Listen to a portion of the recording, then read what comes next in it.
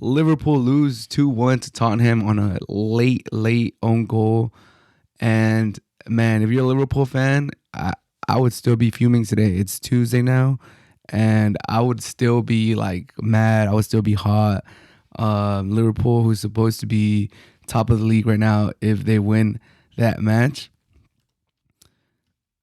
my Wolves did them a huge favor beating Manchester City earlier in the day, their first defeat of the season, breaking their perfect start to the season.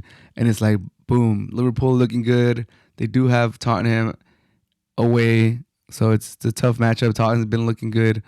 But even with 10 players, we're not even going to talk about the Reds that much because we got to focus on the atrocity that the Revs did with the VAR decision and all their mishaps and how inept they are and just how terrible VAR has been, especially in the Premier League.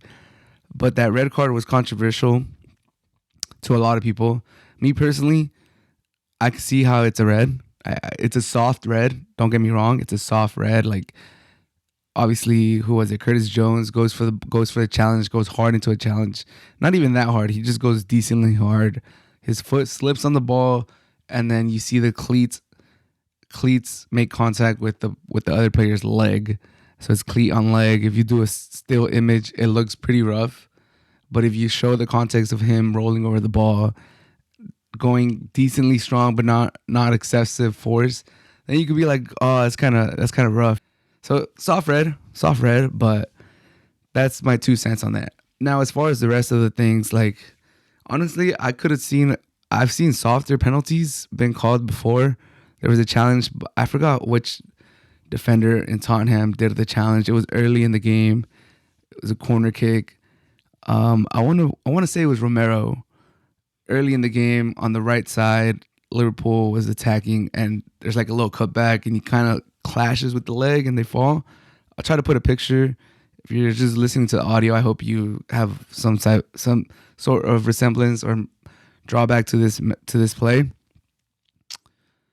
But honestly, I thought that was a penalty. Like, the ball gets kicked to the side, to the corner, and he like takes his leg out, comes in very clumsy, and I don't know. Argentina got penalties for way softer contact than that. So, like, I'll leave it at that. Like, that could have been a penalty for Liverpool. Not gonna lie, I was watching it and I thought it was a penalty, especially with the tolerance or like the bar that has been set or I've seen get set for penalties. Like, it's gotten like softer and softer. Maybe last year it peaked at like a very soft level during the World Cup, and then it's slowly going a little bit up, but it's still very soft, what they call for penalties nowadays. But that could have been a penalty in my opinion. They checked it according to the commentary, and it got checked pretty quick, and then went to corner. The red by Diego Jota, like, it's kind of dumb. I'm not too sure if he did make contact on that first yellow. If he didn't, it's bullshit. If he did, then that's just dumb on Diego Jota, because it's still dumb on him regardless. You get a yellow, like, you shouldn't be making that second challenge, but that first yellow is a little weak.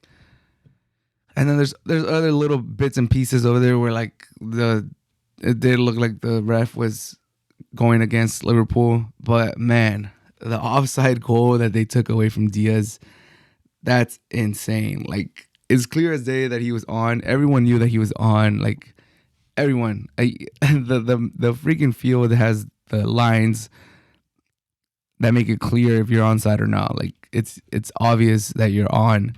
And the fact that they got it wrong, like, the commentators, the pundits in the halftime were trying to make sense of it. Like, oh, like, it could be offsides. We don't have all the angles. Like, they didn't draw the lines. Like, we don't know. And then after the match, we get the news that, like, there was so much miscommunication that the VAR people didn't even know what they were checking. The VAR people didn't even know what had been called on the field, so they didn't know if yes meant yes, it's a goal, or yes, it's offside.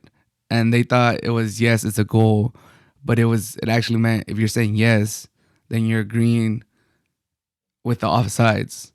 So it's so dumb. It's so dumb. Like, it's so dumb. Like, how are you not watching the field? how do you not know what the ref called on the field? So you don't even know what you're confirming. It's so bad. So like the fact that VAR has this much like human components of it is it's kind of annoying too, because the reason we have VAR is to take the human error out of it, and you're still getting a lot of human error. Like, and there's a lot of plays that are left to interpretation. Like instead of left to interpretation on the ref, it now becomes left to the interpretation of the people up in VAR, and it's just annoying. It's just annoying. Like I'm tired of complaining about VAR. Um, but I will say this. I will say this to Liverpool fans that think they're out to get them. I don't think that. At first, I thought maybe, or like in Prisoner of the Moment, I was like, damn, this shit sucks. Like it really looks like they're out to get Liverpool. But now that I think about it, now that I look back at some of my previous videos, scroll through my TikTok, follow my TikTok if you guys haven't followed it. Um, my latest VAR rant was when Liverpool tied 2-2 against Wolves. And I mean, not a lot of people are probably gonna remember this because it favored Liverpool at the time against Wolves, a small team.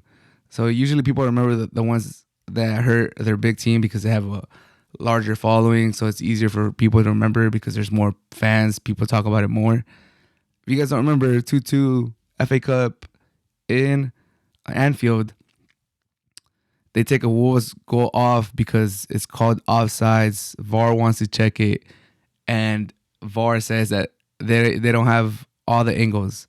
So I think it was Nunes when he was with us took a corner, and he was walking back from the corner, and they called offside.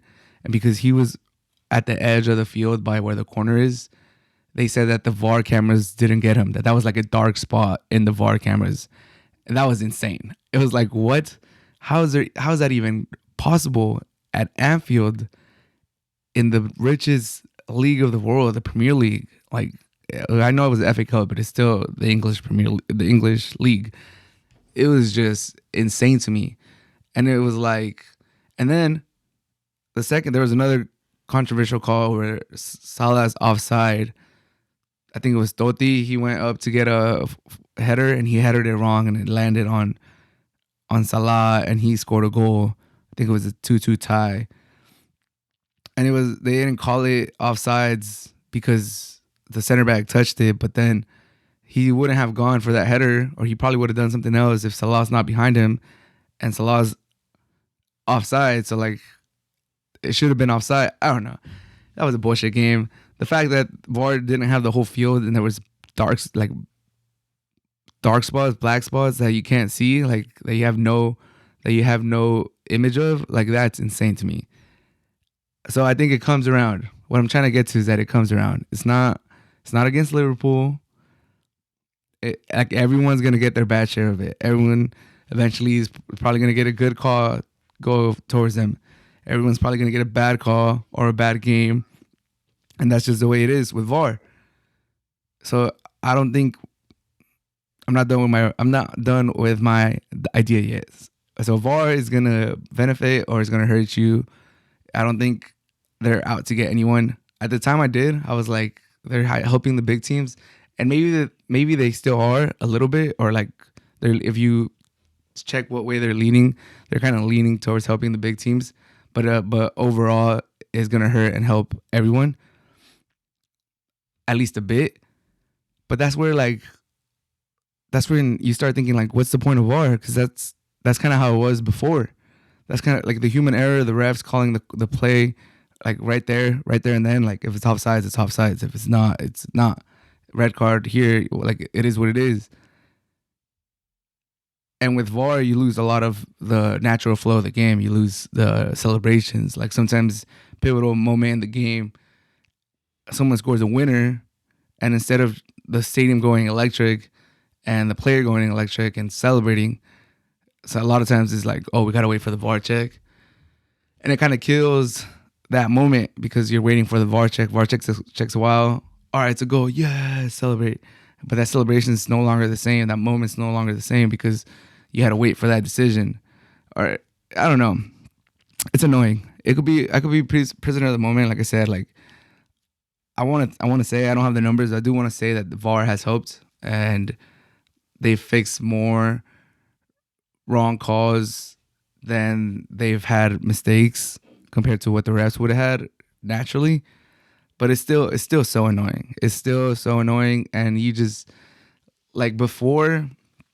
I think as a fan, it was easier to stomach like human error, like especially if you played any type of soccer, or like even pickup, and you just know how minuscule margins are, and like if you played center back and you thought someone was offsides, but you were like, oh, it's kind of close. I could see how the ref could see that was not offsides or something, and you could just calm yourself down, just knowing he's human. I'm human. He's human. We all make errors.